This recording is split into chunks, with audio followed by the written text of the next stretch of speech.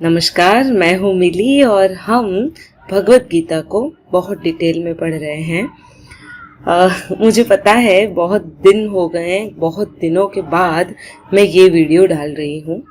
कुछ family problems थी और बहुत सारे रिस्पॉन्सिबिलिटीज़ निभानी थी। कुछ हॉस्पिटल का भी काम आ पड़ा था, इस वजह से मैं कर नहीं पाई थी, तो आपको थोड़ा सा इंतज़ार करना पड़ा इसके लिए। अब चलिए हम भगवत गीता को अच्छे से पढ़ने की और समझने की कोशिश करते हैं। आज जो हम देखेंगे, अभी हमारा सांख्य योग ही कंटिन्यू है। अगर आपको मेरे वीडियोस पसंद आते हो, आपको लगता हो कि आप इसमें से कुछ सीख सकते हैं, तो मेरे लिए ये एक बहुत बड़ी उपलब्धि। अगर मैं इसी चैनल के माध्यम से एक या दो लोगों में भी, और मैं तो कहती हूँ अगर अपने आप में भी मैं हल्का सा परिवर्तन ला पाई, तो भी अपने आप में ये एक बहुत बड़ी उपलब्धि होगी। अगर आपको मेरा चैनल पसंद आता है तो कृपया इसे सब्सक्राइब कीजिए, जिससे मुझे थोड़ा, बहुत ही सही, पर एक तरह का मेंटल सपोर्ट मिल जाएगा, जिससे मैं इससे भी अच्छे वीडियोस बना सकूं।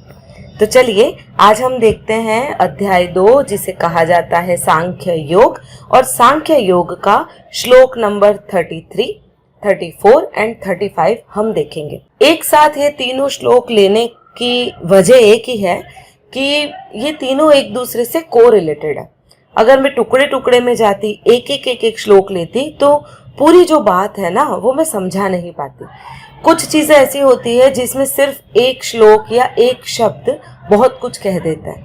तो बिल्कुल उसी तरह से अब भगवान अर्जुन से कहते हैं, श्लोक नंबर 33 से स्टार्ट करती हूँ।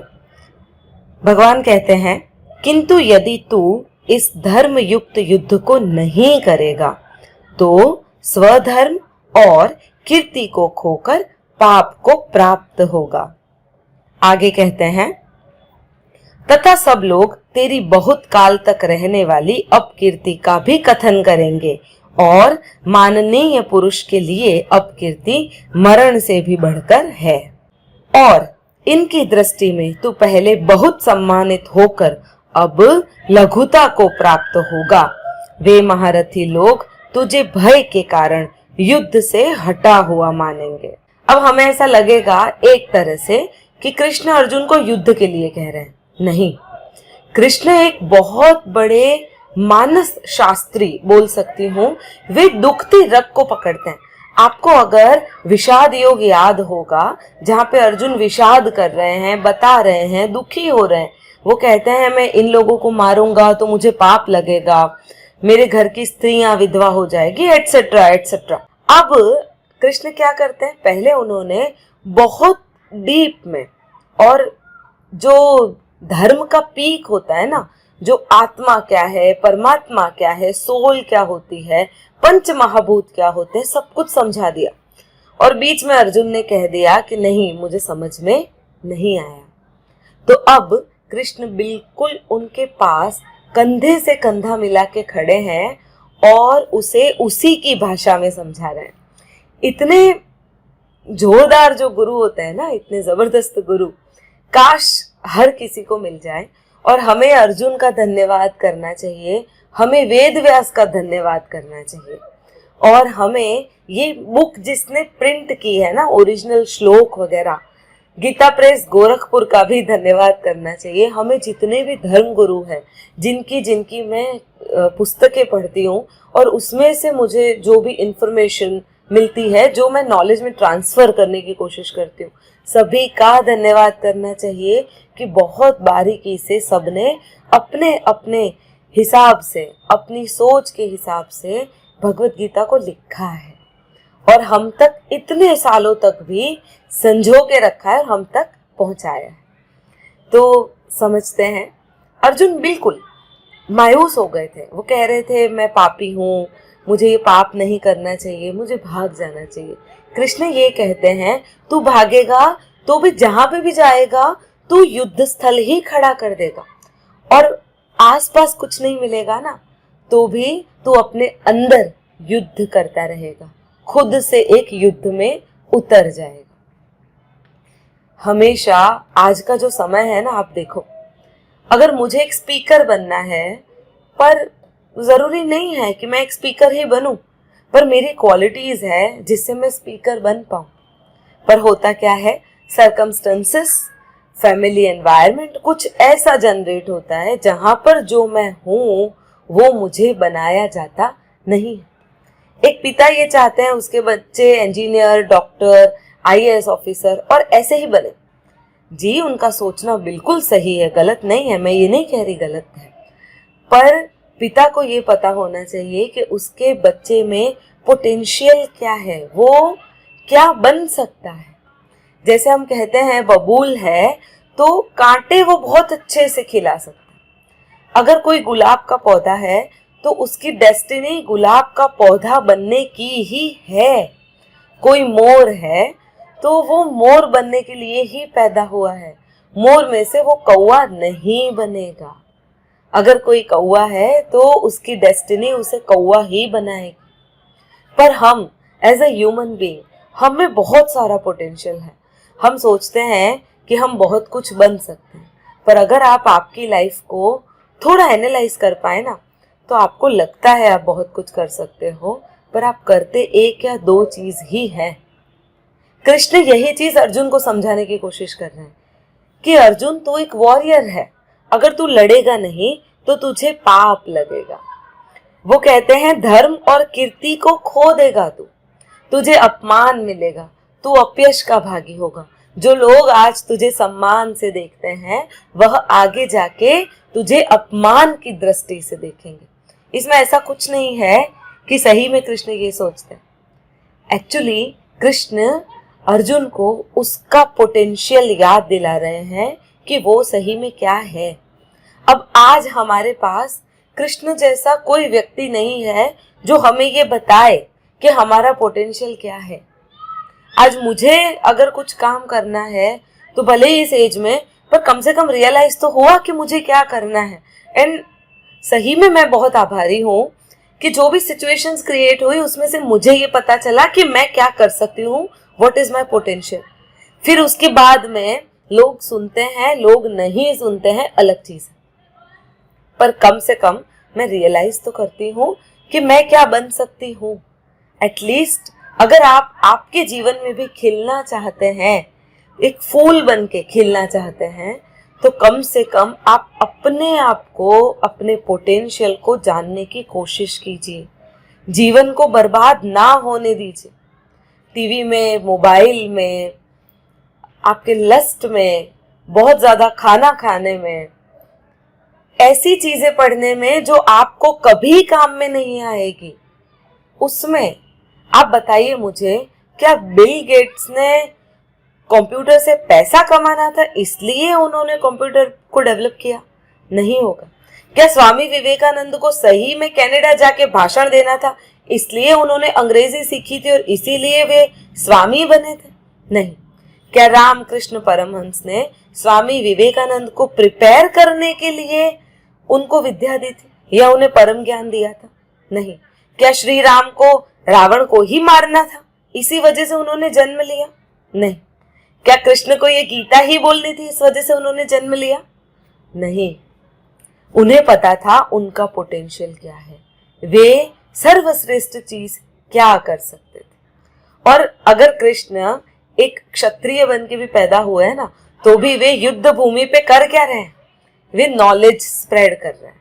इसका सीधा साधा अर्थ ये निकलता है कि वे एक गुरु हैं, वे सिखाने के लिए पैदा हुए हैं और आप देखिए वे आज भी सिखा रहे हैं। आप एक चीज और समझ लेते हैं, भय जो है ना, उस भय से निडरता कभी पैदा नहीं होती। भय हमेशा भय को जन्म देता है। डर से सिर्फ आप डरना सीखेंगे। हमें अपने मन को समझने की आवश्यकता है पूरी तरह से। हम जब अपने मन को समझ जाएंगे कि हम किस चीज के लिए बने हैं, बस हम वही चीज करेंगे और उसके बाद जो भी हमारे साथ होता है हम उन सारी चीजों को एक्सेप्ट करेंगे। आगे आप देखेंगे कि कृष्ण ये भी समझाते हैं कि तुम कर्म को मत देखो, तुम कर्ता को देखो, कौन कर रहा है वो देखो। मैं एक छोटा सा एग्जाम्पल देती हूँ। राम ने भी युद्ध किया था, रावण ने भी युद्ध किया था, राम ने भी कईयों को मारा था, रावण ने भी कईयों को मारा था। पर एक बुनियादी डिफरेंस जो है ना राम और रावण में, उनके कर्मों का नहीं है, उनके कर्ता भाव का है। राम ने अगर किसी को मारा था तो लोगों को फ्रीडम देने के लिए, लोगों को शक्ति देने के लिए। जो दमन करते थे उन दमन खोरों को राम ने मारा था, और रावण ने जिन जिन को मारा वह लोगों के ऊपर शासन करना चाहता था, इसलिए उसने लोगों को मारा। कर्ता बहुत डिफरेंस है। आज अगर मैं कोई चीज बोल रही हूं तो मैं जो करता हूं उसमें बहुत मैटर करता है। एक लालची व्यक्ति अगर डोनेशन करता है तो डोनेशन ही, पर उसके डोनेशन के पीछे कहीं न कहीं उसकी लालच छुपी हुई रहेगी। इसी वजह से मैं कहती हूं खुद का पोटेंशियल जानो, और यहाँ पर ईश्वर भी यही कह रहे हैं, खुद का पोटेंशियल जानो, तुम खुद कौन हो। आप देखो अर्जुन और कर्ण दोनों का जो देखते हैं एक तरह से पर्सनालिटी, पेरेंट्स वगैरह इक्वल थे, पर फिर भी अर्जुन क्योंकि धर्म की साइड था, दोनों का कर्म अगर देखा जाए तो युद्ध भूमि ही थी, दोनों लड़े, दोनों ने लोगों को मारा, पर कृष्ण जो है वो अर्जुन के साथ थे, कर्ण के साथ नहीं। हाँ, हमने व्हाट्सएप पे, हमने फेसबुक पे बहुत सारी कहानियां सुनी है, पर आप बेसिकली समझो जहां पर ईश्वर है, ईश्वर उसी का साथ देते हैं जहां पर कहीं न कहीं कोई सच्चाई है। अगर युद्ध करने के बाद वे हार भी जाते ना, अगर पांडव हार जाते ना, तो भी कृष्ण पांडवों के साथ ही रहते। यही बात है। आप देखो आप क्या हो, व्हाट इज योर पोटेंशियल, आप क्या बन सकते हो। चलिए उसको लेकर एक मैं कहानी सुनाती हूँ। रविंद्रनाथ टैगोर के करीब करीब आधा दर्जन भर भाई बहन थे, सारे के सारे बहुत इंटेलिजेंट थे। कोई फर्स्ट आता था, कोई गोल्ड मेडल लाता था, कोई खेल में बहुत अच्छा था, किसी के अंदर पोटेंशियल था कि वो डॉक्टर बन सकता है, बायोलॉजी में बहुत अच्छा था, कोई फिजिक्स में बहुत अच्छा था, किसी का मैथ्स बहुत अच्छा था, कोई अच्छा लॉयर बन सकता था। पर रविंद्रनाथ टैगोर जो है ना, वो विंडो सीट पर बैठकर हमेशा चिड़ियाओं को देखते रहते, बाहर देखते, फूल पत्तियों को देखते। अगर कुछ लिखते ना और उनसे कुछ गलती हो जाती तो वहां सुंदर सा फूल बना देते वे।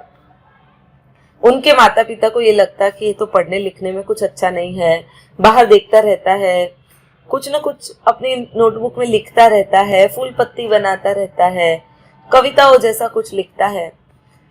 उन्हें जब वो ईयरली, जैसे दिवाली में आज भी काफी घरों में है, हमारे घर में तो है, कि हमारे जो बड़े हैं वो आशीर्वचन लिखते हैं कि हमारे पुत्र का आगे ये होगा, या पुत्री का ये होगा, या पुत्र वधू का ये होगा। कुछ अच्छे अच्छे आशीर्वाद वे ऑन पेपर लिखते हैं। रविंद्रनाथ टैगोर के माता पिता भी ऑन पेपर उनके लिए लिखते थे, और आखिर में ये लिखते थे कि ये बच्चा जाने क्या करेगा, हमें तो कुछ भी लक्षण इसके ढंग के दिखाई नहीं देते। आप बताइए, आपको रविंद्रनाथ टैगोर की फैमिली में से उनके जो भाई बहन जो बड़े इंटेलिजेंट थे, क्या वो कोई याद है? कोई भी याद नहीं, हमें सिर्फ टैगोर याद। रीजन यही है, उन्होंने अपने मन को समझकर अपने पोटेंशियल को अच्छे से जाना है। तो मैं आप सबसे यही गुजारिश करूंगी कि आप भी अपने पोटेंशियल को जानने की थोड़ी ही सही पर कोशिश कीजिए, समझिए, और वो कीजिए जो सही हो, वो नहीं जो आपको अच्छा लगता हो, वो कीजिए जो सही हो, जिसमें आपका पोटेंशियल हो, जिसमें आप ब्लॉसम कर सके एक फूल की तरह। तो आगे हम दूसरे वीडियोस देखेंगे। अगर मेरा वीडियो पसंद आता हो तो कृपया इसे सब्सक्राइब कर दीजिए और लाइक करना ना भूलें। धन्यवाद।